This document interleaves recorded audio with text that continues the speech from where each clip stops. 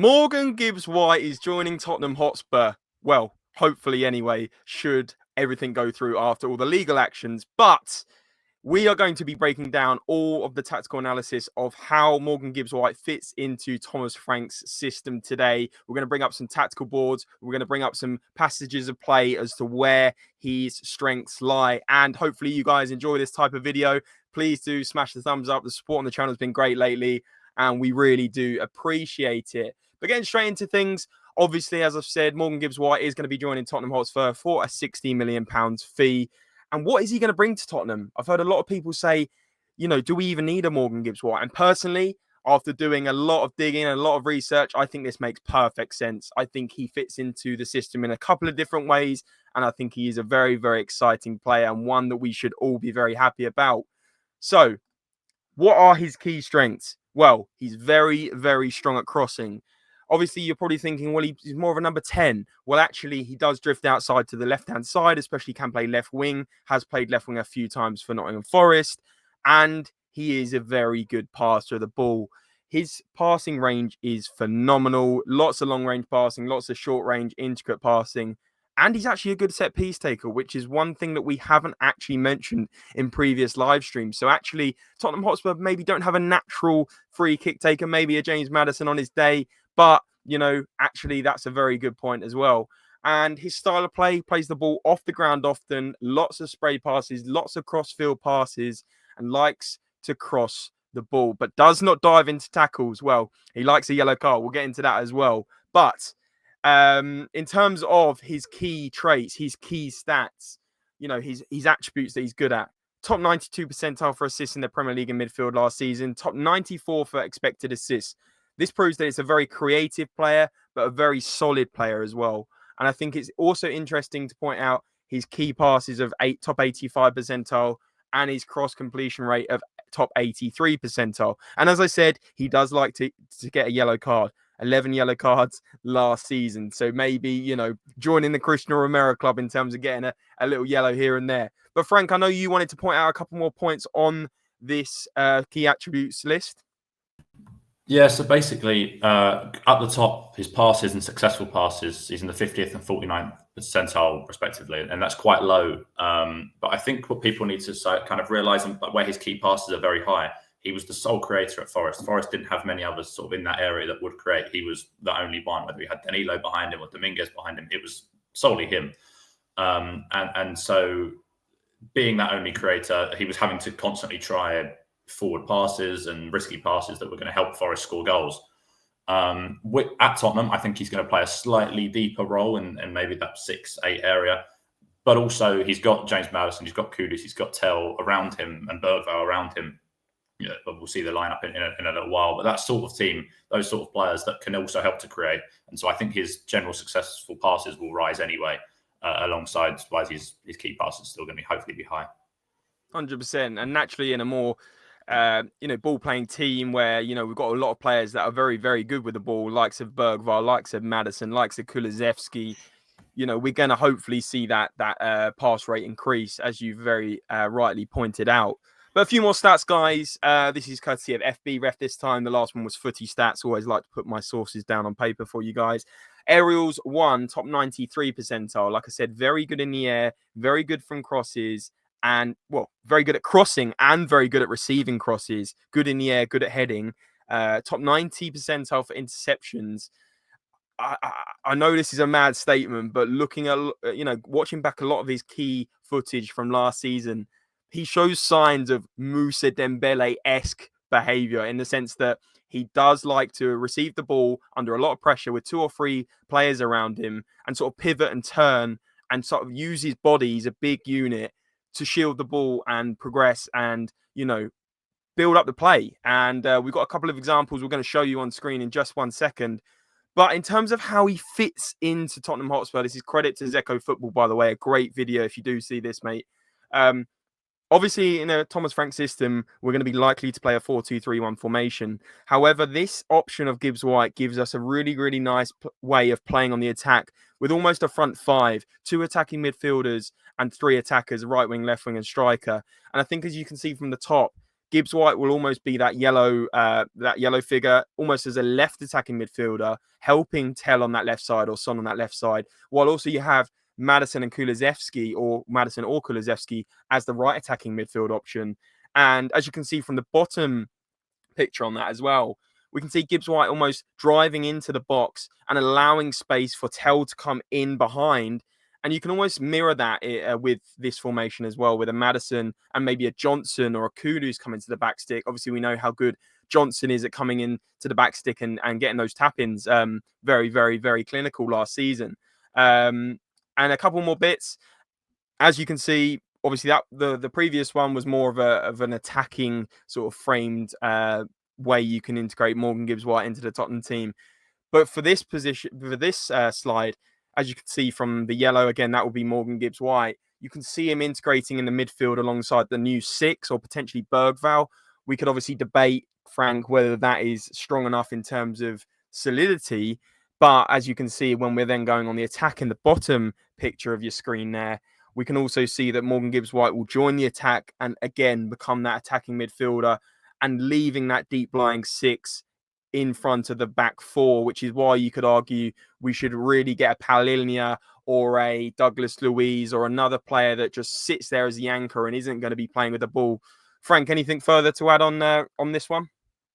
Yeah, I just think that kind of what we said before is that this sort of system will work really well in games like when we play Burnley at home on the first day, and when you play teams that you're going to have a lot of the ball against. This will work because as long as you've got someone that sits like where Bergvall or whoever that 6 is sitting, that you've got that cover.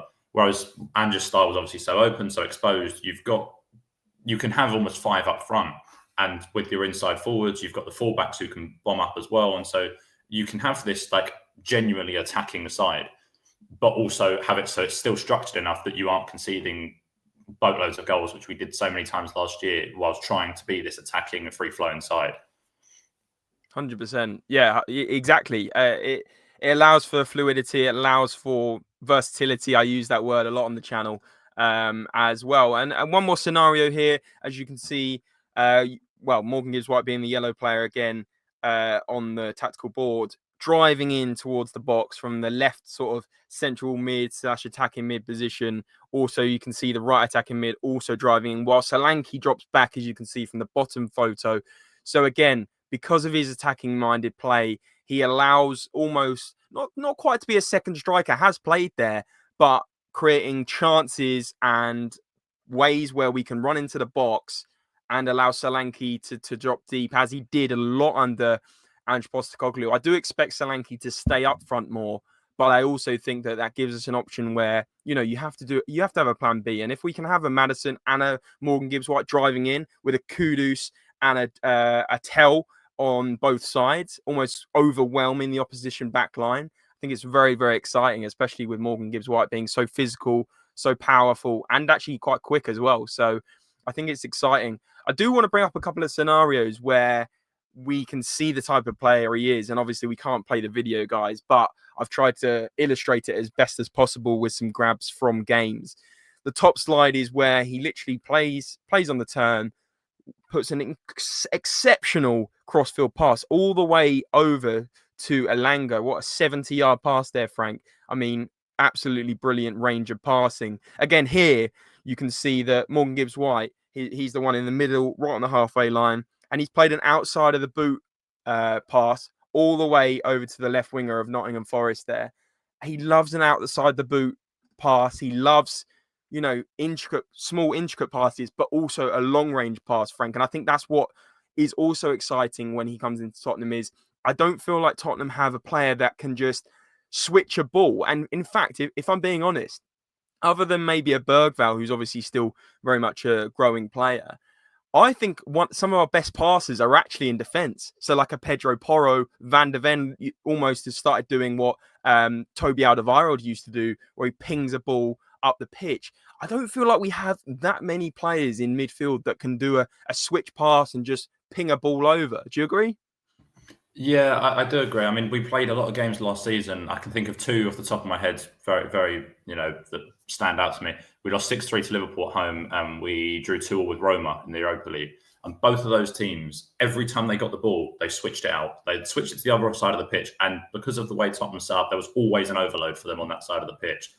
And playing in that way and being able to switch the ball out quickly, it is deadly. You can hurt teams because in space, you could, with players like Kudus as well, who are quick, Tell is quick and can drive you. These guys will hurt you. And so having someone that can create those chances for Tottenham by playing the ball out quickly at speed and doing things, seeing things quickly and playing it like that, Tottenham will reap the rewards of that big time. 100%. Yeah, great point. Great point.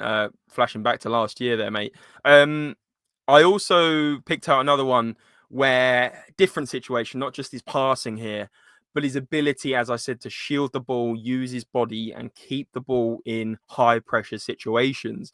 And as you can see, he's got 2 or 3 players around him. He's the player in blue at the top.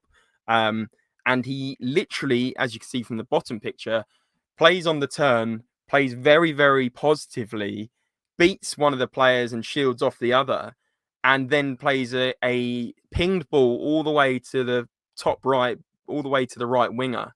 And he's done that several times where he's under a lot of pressure. And I mean, if you lose the ball there, it's danger zone, right? You could concede a goal 100%. And he does so well. Like I said, Moussa Dembele-esque. I don't want to put him in that bracket, but honestly, like, he does a lot of things that are similar to how Dembele used to shield the ball, use his strength, use his power. And I think that's also really, really exciting because I feel like Tottenham, again, Frank, let me know your thoughts on this. I feel like Tottenham haven't had a Moussa Dembele-esque player since Moussa Dembele. Yeah, I mean, I guess the closest we kind of got is, I guess we all sort of thought that Ndombele could have somewhat been that, in the shielding the ball and using his body well and turning and getting out of tight spaces. But obviously that was a disaster and didn't work. But he certainly looks the closest to that mold of player that we've had probably since Dembele left in 2019. I think so, yeah.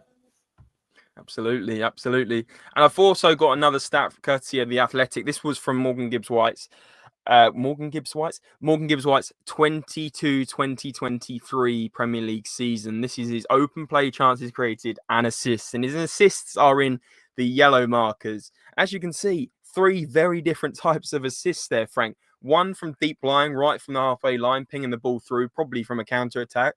One from the left-hand side, almost like we've just been discussing, the left attacking mid-op sort of position, fizzes it to the right wing. And then another one crossing across the box, almost like Brennan Johnson tap-in style, right at the top there. And I think, again, expected assists 5.2, assists 3 in that season. Obviously, not his best, but again, 2022, 2023, this was a couple of seasons back. And chances created 36, 1.5 per game. So he's going to create us chances. He's going to be a player that does things and makes things happen. Anything to add there, Frank, in terms of his range of passing, his ability to assist in all sorts of different positions? I think that's the main point in being able to do it in different positions. That he we speak about the need for a 6, and we won't obviously go into it in too much detail now, but he can obviously do that role. He can sit deeper, and he can be that deep lying sort of playmaker that Tottenham kind of need. I mean, when you look at it, was obviously the white lines around it are the chances created, and a lot of them come from deeper areas. Very few of them are for actually in and around probably the 50-50 sort of split of being in and around the penalty area, and actually quite a lot deeper. And so he can certainly do that role and drop deep, pick up the ball. Like he did it at Wolves, I think, when he was younger, sort of coming through, and he did it for England sort of youth levels when he was coming through, playing that sort of 6 deeper role where you can get the ball, drive, and create things from deep. Sure. No, very, very good point. Exciting times, guys. What we'll do is we'll do one more segment, which is around how he fits into the Tottenham team. I know that's the one you've all been waiting for, really. But as you can see, brought up a Tottenham lineup here, and Frank Gibbs White being the player in yellow. And this is probably what we can expect to be lining up with next season. Something around this. Perhaps Bergvall becomes a different player in terms of he replaced by a natural number 6 that we may buy. But I think it's fair to say that Gibbs White will almost sit alongside Bergvall, but will be the player with more freedom to get forwards, when we're on the attack especially. But also, as I just explained, really gritty, really good at winning the ball back, shielding the ball, and then playing on the turn and moving the attack forwards. And I think what we'll see is if we do play a Maddison and a Gibbs White, or Kulusevski and a Gibbs White, we can expect Gibbs White to drift into these positions, coming out to the left-hand side, supporting Tell, as Gibbs White can play on the left as well. Tell almost wrapping in behind, Gibbs White making direct runs into the box, linking up with Solanke, but also obviously Kudus or Johnson coming in alongside, overwhelming the opposition with this almost a front five. And this is why I think it's even more important that we get a number 6, because it then becomes almost a 5-5 formation, in the sense that when we go forward, we're overwhelming with 5 players, but also we need that deep lying 6 to help, especially when we see our fullbacks also pushing up on the attacks, because Van der Ven and Romero obviously can't just deal with a massive overload counter-attack, which is why it's always important, almost Pep Guardiola style, to have 3 players that sit back in like a diamond. This is your Rodri, essentially. This is what we need. We need a number 6. You have the centre-backs sitting back, but when we go forwards, I say it's a 5. Frank, it's almost a 7, isn't it?